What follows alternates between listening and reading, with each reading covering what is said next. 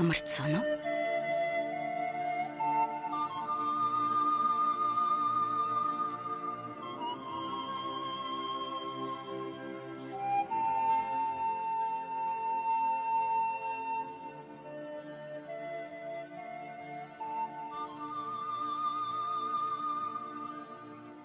Таны богино амралтанд зориулж утга уран зохиолын яруу ихшгээр аялуулъя.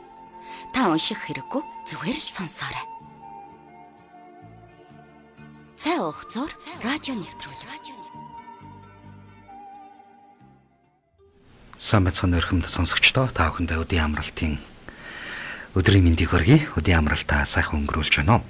Их Монгол радио цай уух зур утга уран зохиолын цаг нэвтрүүлгээрээ зохиолч Сэржин Уухта өөр цайхын их хүн бодит амьдралаа сэтгүүлсэн хайрын туучийг цувралаар хүргэж байгаа. Ингээ энэ өдөр 48, 49 дугаар хэсгийг та бүхэндээ төлөвлөлье. Хамтдаа байгаарай.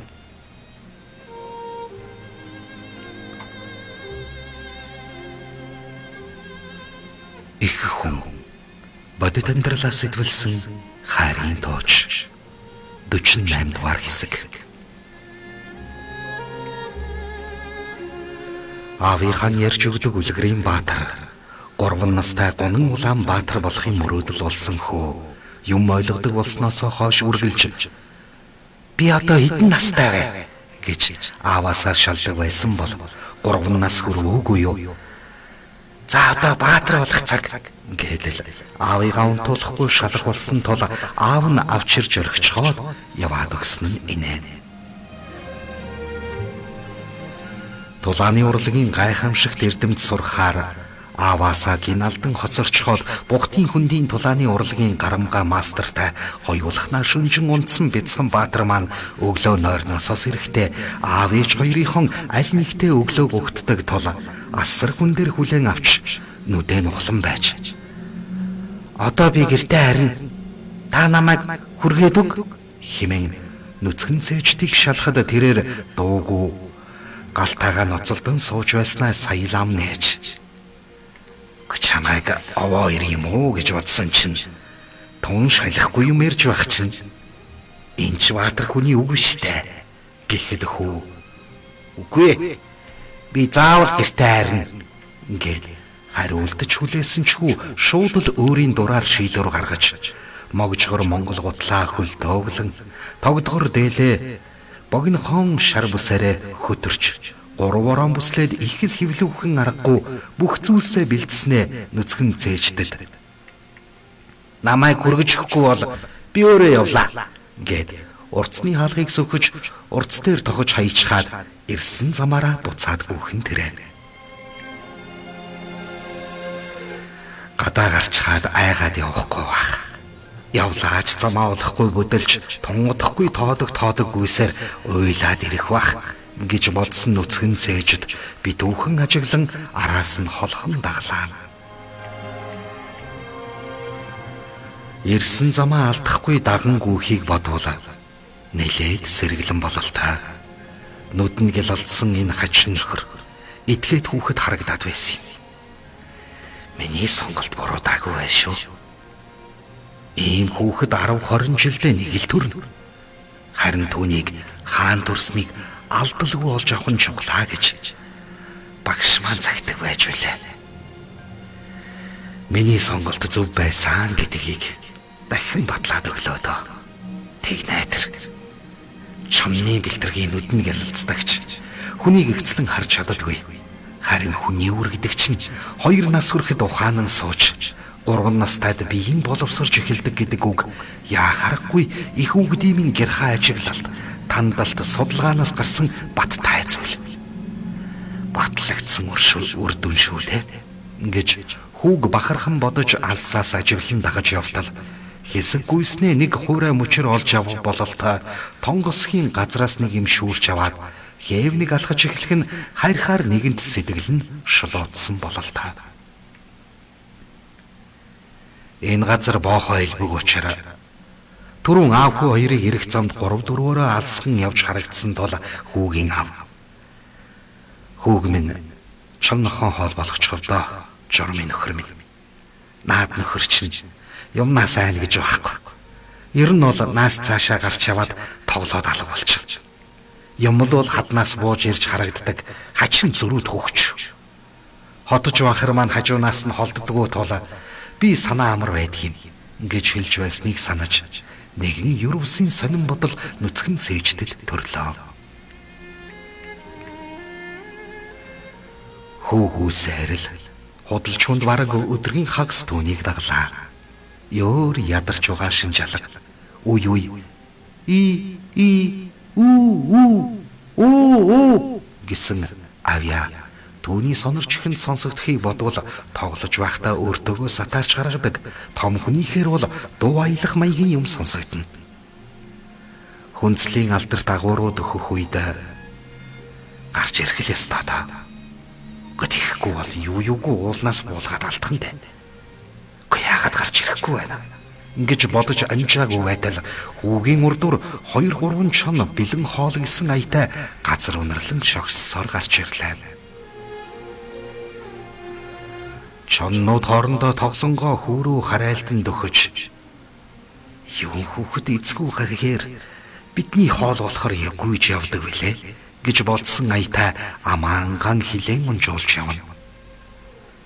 Гинтийн зочдтой учирсан хүү алхаагаас улруулах нь бүхэл улам мурагшлан барьж явсан хуурай мөчрөө далайн наас цааш савчуулан гүйхэж. Энэ хүүгийн толгойд чон биш түүнийг хамгаалж явдаг хотож банхар харна хоол бодогдсон бололтой. Үүнийг ажиглаж хүлээж байсан нүцгэн цээжэд байнга биедээ авч явдаг 2-3 суран дүүгүүрээ бэлдэж хэрэгтэй үед нь алсхан зайнаас сум шиг шунгнуулан нисгэхэд бэлтлээ. 3 чоныг ажиглавал бас ч гэж тийм ч том биш. Жижиг дөө дөнгөжл өсөж яваа бололтой гүлгэн шоннууд харагдав. Хүүг модоо далайн гүйхэд гайхсан тэд үлялэг ухран цаашаа нэгнийхээ араар орж холдсноо гинт нурууны үсээ босгож хүүтэй хүчээ үзэхээр шийдэв бололтой. Арай том саарлан санаачлагыг гартаа авч эрслэн гитэх маягтай зогслоо. Хүү модоо далайхад зугтаадаг нохоотойгоо ижил биш байсанд айсан бололтой зогдусан гинт ухаарч амар том амтай саарл гүлгэн шоннуудтай тулгарснаа ойлгох бололтой. Жаахан азнаж ийш тийш харснаа гинт угсхийн зайлж хажуу талын их цгад руу ямааш шиг авирахад боохонууд жижиг мөртлөө ишиг шиг хурдан хөдөлгөөнтэй хүүг гайхаж харснаа хатыг тойрч гүйлдэн хүүгийн талын хад хамгийн авирах боломжтойг анзаарч хаад нэг нэгээрээ хөлөө тавин дээш авирах гэж оролдож эхлэв. Эхний чоныг огцом авирахад модоо далааж байснаа нэг сайн зохиж аваад дахин дээш авирахад анхааралтай ажиглаж байсан нүцгэн чэжэд бохон дайралтыг гарцаагүй үйдний цаахаар алсаас бэлтгэн анаж байхдаа хүй хараач гим нэлх балчирч гэсэн мөчөөгөө өгөхгүй байх чинь айхтар шартай хүү болол та. Хаан ингэж хадан цай авирч сураав. Энд ч бас нэг давуу тал болно доо ингэж шогширч байлаа. Хүү арай л нас нь багдсан болол та дээд талын хад руу гарах гээд чадахгүй байтал түрүүний зохиулсан чон хүүгийн ард бядмуутай тул сайн өвдөгсөнгүй юу эсвэл ихэлж дайрдаг нь ч тэр юм уу? Завдаж байснаа ганцхан үсрээд хүүгийн зогсож байгаа хадны арай доохон талын ирмэг дээр гарч ирлаа.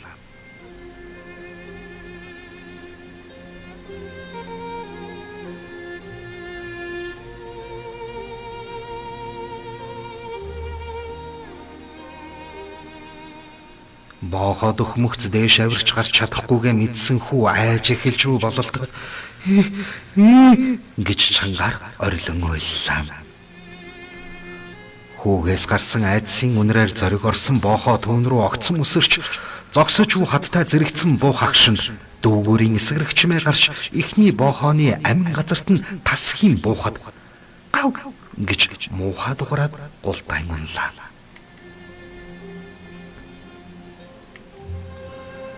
Энэ бол нүцгэн цээжтийн банк хэрэгэлдэг дуу гарган нисэгдэг чулуутад өгөөр юм. Дүүгүүрийн чимээ сонссон ямар ч боохоо шээс алдан зугтдаг тул энэ нутагт хонь хариулж яваа хүүхдүүд өргөн хэрэглэж гэгээн цагаан өдрөөр хонь руу дайрвал хэрэгэлдэг тул боохоонуудын зүрхэнд шарав суруулж ирсэн ачаа. Үлдсэн хоёр боохоо гасалж орлон ойрхон буу хадыг тойрч сүүлээ хавчаад алга боллоо.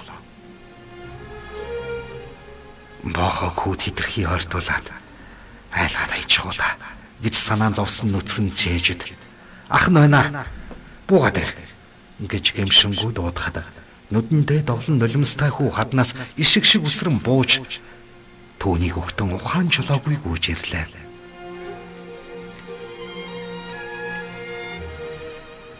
Тэрээр эрэхтэй нүцгэн цээждийн хөлөөр нь тэрч аваад та бол жинхэнэ баатар байна. Намайг мангаст бариулах гэж байхад жинхэнэ баатар л аварна. Яагаад гэвэл аав надад үлгэр ярьж өгч байхдаа хэрв чи баатар бол мангаст бариулж байгаа бяцхан хүүхдийг аврах ёстой гэдэг байсан. Энэ удаа та намайг идэх гээд байсан нохоонуудаас таал аварлаа. Хайртай шүү хаа гэж түүнийг тэрэн духан дээр нь шүлстэн үнсгэд нүцгэн цээжд уяран хайлж. Гэн хүүхэд ч ястаа зүрх хийр юм аа. Арга билэг хослуулж чадаж байж л жинхэнэ бухтын хөндийн тулгаач болдог. Гүй болоо шаасан модон гац шиг бол чи нэг л тулаанд амьэрстэнэ гэж багш минь сургадаг байж билээ. Миний урд өмнө сургасан шавнараас их л өөр юм аа гэж дотроо баяслаа. Ингэж байж хүүг наас цааш явуулахгүй. Тогтоон барих болсондоо нүцгэн цээжд сургагч багш ихэд баярлаж хэрэгтэй үед гарч ирэхгүй. Хагас өдөр шахуу жаалыг дагуулж гүйлгдэг байна штэ.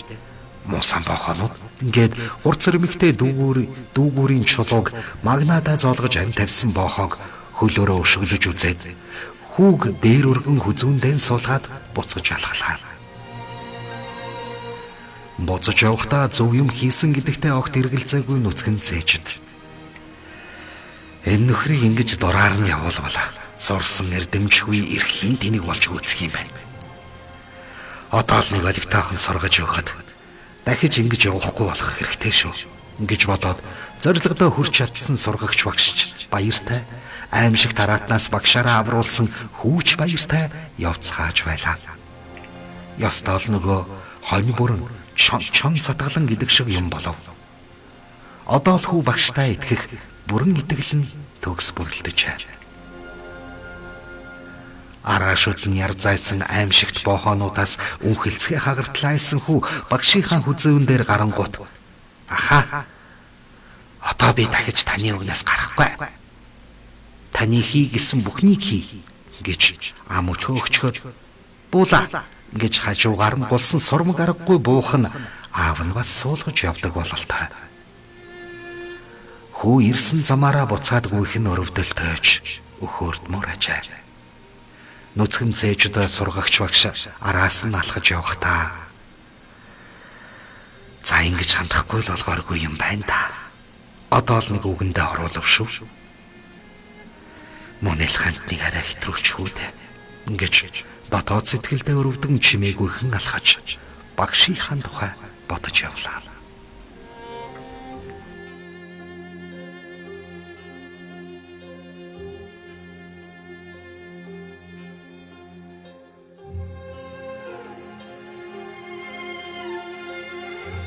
Дүүчэн 9 дугаар хэсэг.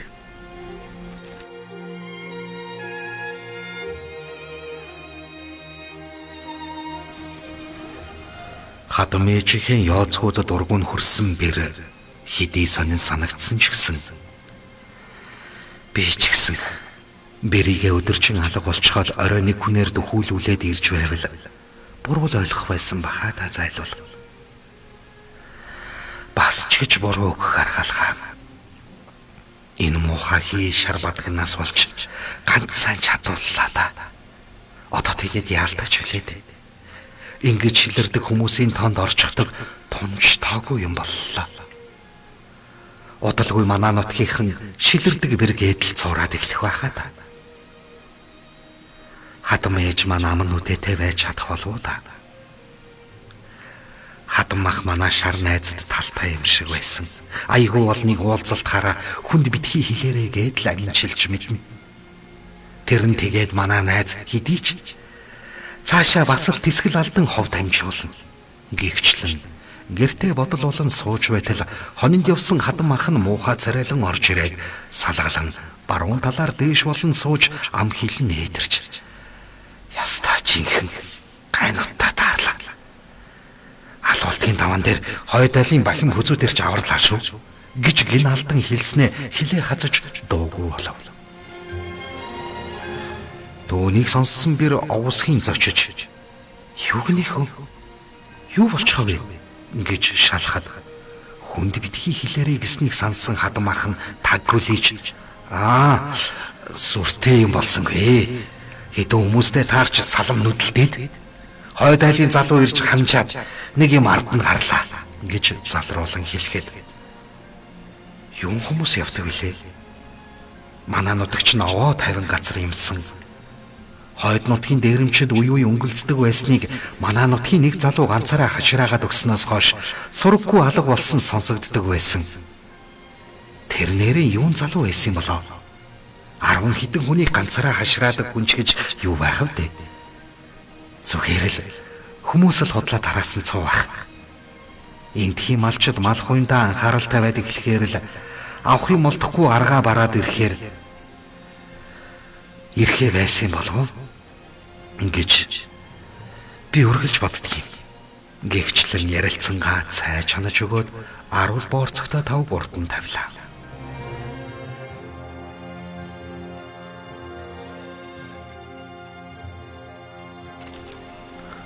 Бүдүүн бор авгаа царайн зэвхий даан уй хойд хүрүүгээ харж яста сайхан хотлаа залж байна. Доржийн шар охиныг эргүүлдээд байгаа сураг байсан. Айгуу бол түүнийг оролдож байгаад үс толгоогоо майжуулаа биз. Ганц хүүхэн дийлж чадахгүй арчааг үүчээр болоод. Түүнээс биш энэ нунж дорой амтэн залуустай зодтолтно гэж хаашаа харсан юм байх вүлээ.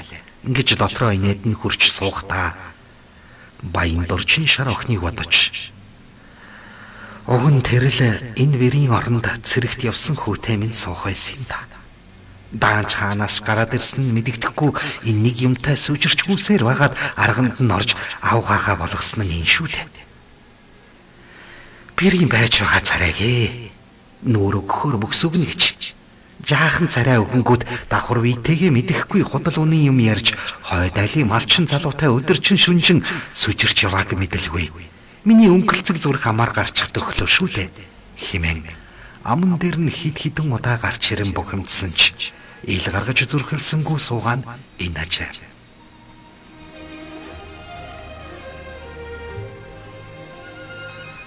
Арван хэдэн жил сайхан тайван байжээ.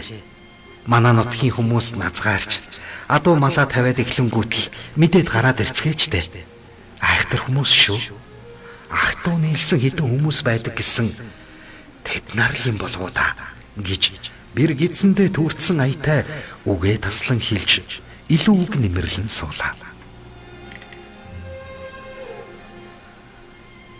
Гараа хоноо барьж хүлүүлэн айхтар чангаар хончлон болгосон тул хатан мах нь их л бие тавгуурхэж ээжээ би жоохон хажуулъя. Оройхон намайг сэрээгээрэй гэж хэлээд хажуулав. Харин түүнээс салаад гэртээ ухаан золгогүй давхиж ирсэн шар охин аава гисэр морносон буухад аав нь морны хөлний чимээнээр 50 гихч нь гэрээсэн гарч ирээ. Гү яав охин минь гэхэд үргэлж цэвэрхэн явдаг шар царайн зэвхий дааж энэ тэндээ халтар болсон байхыг нь анзаарсан эцэг нь гү хин миний охиныг хоньны бэлчээр дээр шоглох гэж оролдоо бай. Гү аавна дох очоод музалгийг хаширахад өгье гэж хүмхий зуун хийлвэл охин нь биш хүний яриа дутуу сонсчоод ингээд л хийдийн хөөрөд байдгийг цаа чи зүүд болоод манай адуу дээрэмчд хулгайлж авч байсныг бэрийн хатан махтай хамт явж байгаад харсан юм аа. Яваад очсон чинь бүр цагаандаа гарчихсан хүмүүс чинь биднийг барьж хүлээн Гэд ирүүдэн байж нулимсаа арчаад "Аава, манай хажуу тагийн залууч нь тэр хідэн залууг ёстой болоход өгсөн" гэж хэлчихээр гинэд анхааруулгыг санаж хэлээ хацлаа. Аав нь дотроо инээд нь хурч "Хөөрхий дөө. Гэ ямар амтны үрсал гэхээр миний охиныг шоглох гэж оролдоод дээрэс нь ингэж худлаа яриулж өмгөөлүүлдэг байна вэ? Бэрийн хатан ах гэж нэг мөтөлгүй юм.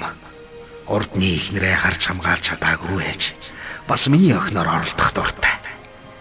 Чамайг нэг таарвал хэлэх хүн юм. Хэлэх юмтай аюул чийлвэз гэж хөмхийг өнзөөч. За ойлголоо доо хэмээн. Аавдаа нуугүй үннээ хэлэхгүйгээр худал унан үлгэр зохиож яриад л химэн пал хийтэл нүүрэн дээр нь хэлэхэд охиных нь царай хувс хийж "Аава, яаж намайг худал хэлснийг мэдсийн та?" ингэж булзааруулан нулимсан арчиж нусаа татан аавдан эрхэлжээ. Аав нь хар багаас үсгсэн охиныхон занг мэдэлгүй яах вэ гэж хэлэхдээ Бахим гүзүүтийн сануулгыг зөрчин гиналтсан охиноо үнэхээр л худлаа хилээд баригдахдаа буруугаа хүлээлээ гэж итгэв. Ийхүү 5 өдөр өнгөрч бир юм хумаа бэлдэж базааж лам авдаа очиж энэ их хөдөлгөөнтэй хүүхдийг сайтар даатгаж авъя да хэмээн явхаар болов. Харин хинээр хөргүүлэх вэ гэдэг дээр асуудал болоод байлаа. Учир нь хадам мах нь хониа хариулна. Хадам ээж нь тугал үнэ гэд завгүй. Хойд алуун айлын залууг гуйж байх хэцүү. Дээрэс нь энэ мэдрэл муутай бүдүүн бураавга яаж ч хэлж хардаж мэдэх тул цаашдаа бахим хүзүүтээс хол баяг их бодол төржээ. Бас саяхан тэднийхээс ирсэн хүүн буцаж явмаар байна гэж ээжээгээ шалж өглөх нь аваад явмаар санагдсан ч дагвар биетэй хүн хүүхэд авч явах нь бүхэл яаж өөрийгөө эрсдэлгүй авч яваад ирээ дэ гэмээр л байлаа. Ламаавынх нь гэр басчгүй нилээд холч сумын төв орхоос арай наах нуур хэмжээний газарт их дунд баг шар нуур гэсэн 3 нуурын уулзуур хотгорт буюу дунд шар нуурын хойд талд байдаг ажээ.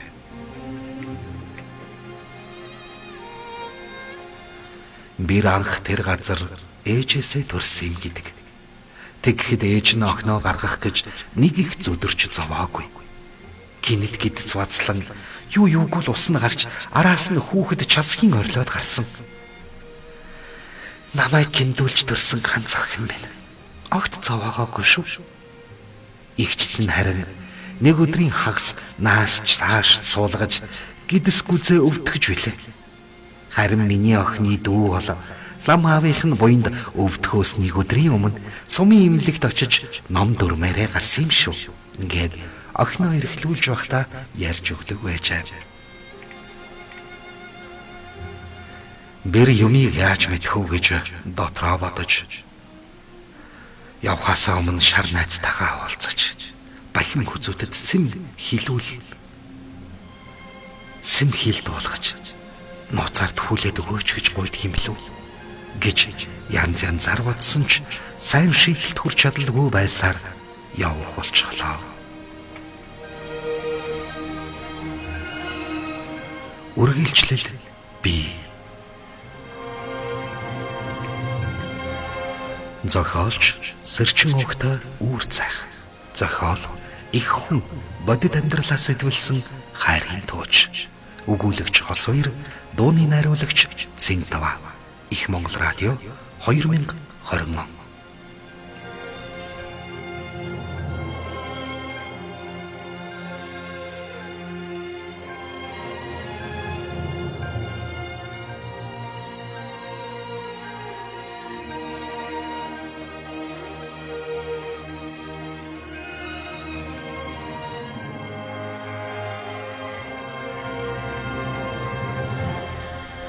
Их хүн энэхүү зохиолыг та бүрэн ихээр нь энэхүү туучийн номыг худалдан авахыг хүсвэл цэцэг төв 9521 тэг 413 Гранд Плаза 4 давхарт 417, Герман гутал бүхийн өргөө гоё офис харилцагчны дугаар 8810 17 14 болон Аз хуур интерномын дэлгүүрүүдэд борлуулагдаж байна.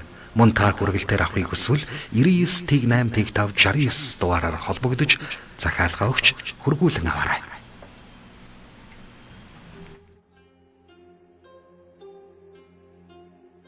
Сонсогчдаа өдрийн цайгаа уучгаад төрч чулуу ажилласаа хүндэрэн амарцсан уу?